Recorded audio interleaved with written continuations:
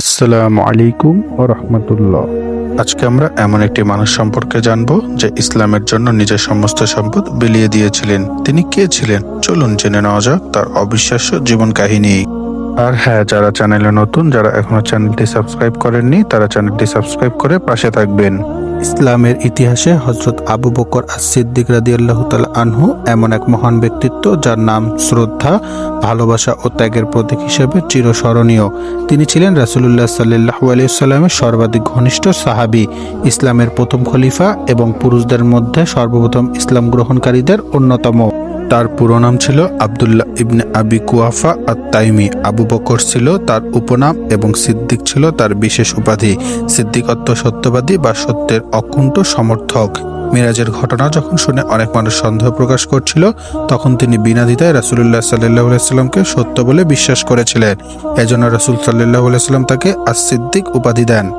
হযরত আবু বকর রাদিয়াল্লাহু তাআলা আনহু মক্কা নগরীতে জন্মগ্রহণ করেন। তিনি কুরাইশ বংশের একজন সম্মানিত ব্যক্তি ছিলেন।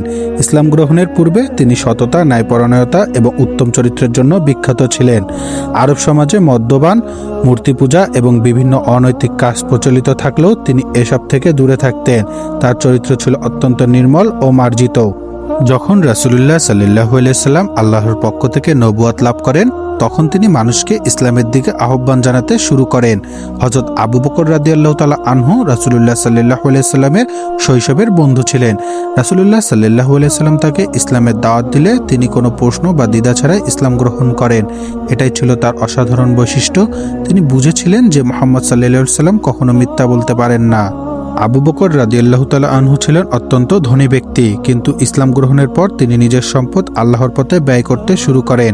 তিনি বহু নির্যাতিত মুসলিম দাসকে মুক্ত করেন। তাদের মধ্যে অন্যতম ছিলেন বিলাল ইবন রাবাহ রাদিয়াল্লাহু তাআলা আনহু। যখন বিলাল রাদিয়াল্লাহু তাআলা আনহুকে উত্তপ্ত মরুভূমিতে শুয়ে নির্যাতন করা হচ্ছিল, তখন আবু বকর রাদিয়াল্লাহু তাআলা আনহু তাকে অর্থের বিনিময়ে কিনে মুক্ত করে দেন। এইভাবেই তিনি বহু অসহায় মুসলিমকে সাহায্য করেন।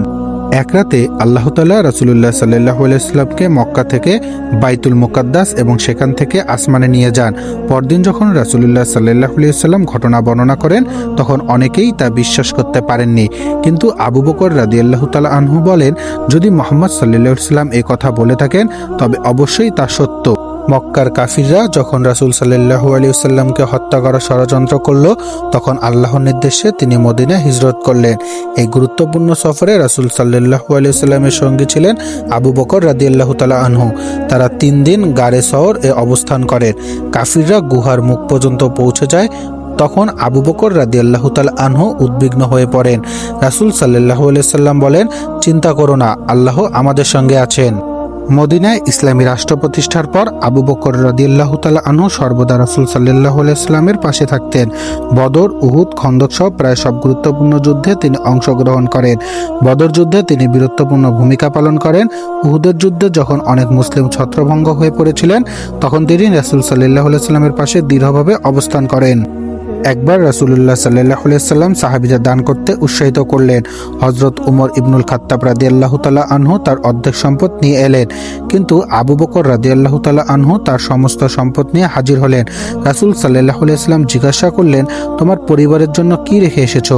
তিনি উত্তর দিলেন, আল্লাহ ও তার রাসূলকে রেখে এসেছি। 11 হিজরিতে রাসূলুল্লাহ সাল্লাল্লাহু আলাইহি ওয়াসাল্লাম ইন্তেকাল করেন। এই সংবাদে অনেক সাহাবী হতবাক হয়ে পড়েন। ওমর রাদিয়াল্লাহু তাআলা আনহু পর্যন্ত বিশ্বাস করতে পারছিলেন না। তখন আবু বকর রাদিয়াল্লাহু তাআলা আনহু দীর্ঘ কণ্ঠে বলেন, যে মুহাম্মদ সাল্লাল্লাহু আলাইহি ওয়াসাল্লামের ইবাদত করত, সে জেনে রাখুক মুহাম্মদ সাল্লাল্লাহু আলাইহি ওয়াসাল্লাম ইন্তেকাল করেছেন। আর যে আল্লাহর ইবাদত করে, সে জেনে রাখুক আল্লাহ চিরজীব। রাসূল সাল্লাল্লাহু আলাইহি ওয়াসাল্লামের ইন্তেকাল পর সাহাবীগণ সম্মানিত ক্রমে আবু বকর রাদিয়াল্লাহু তাআলা আনহুকে ইসলামের প্রথম খলিফা নির্বাচিত করেন। তিনি অত্যন্ত বিনয়ী ছিলেন। খলিফা হওয়ার পর তিনি বলেন, আমি তোমাদের মধ্যে সর্বোত্তম নই, তবে আমাকে তোমাদের উপর দায়িত্ব দেওয়া হয়েছে। 63 বছর বয়সে হযরত আবু বকর রাদিয়াল্লাহু তাআলা আনহু ইন্তেকাল করেন। তিনি মৃত্যুর পূর্বে ওমর ইবনুল খাত্তাব রাদিয়াল্লাহু তাআলা আনহুকে পরবর্তী খলিফা হিসেবে মনোনীত করেন। তাকে মদিনায় রাসূলুল্লাহ সাল্লাল্লাহু আলাইহি ওয়াসাল্লামের রওজা মুবারকের পাশে দাফন করা হয়। আবু বকর সিদ্দিক রাদিয়াল্লাহু তাআলা আনহু ছিলেন ইসলামের ইতিহাসের এক উজ্জ্বল নক্ষত্র। তার জীবন, ঈমান, ত্যাগ, সত্যবাদিতা ও আল্লাহর প্রতি ভালোবাসার অনন্য উদাহরণ। মুসলিম উম্মাহ যুগে যুগে তার জীবন থেকে শিক্ষা গ্রহণ করবে এবং তার আদর্শ অনুসরণ করার চেষ্টা করবে। আসসালামু আলাইকুম ওয়া রাহমাতুল্লাহ।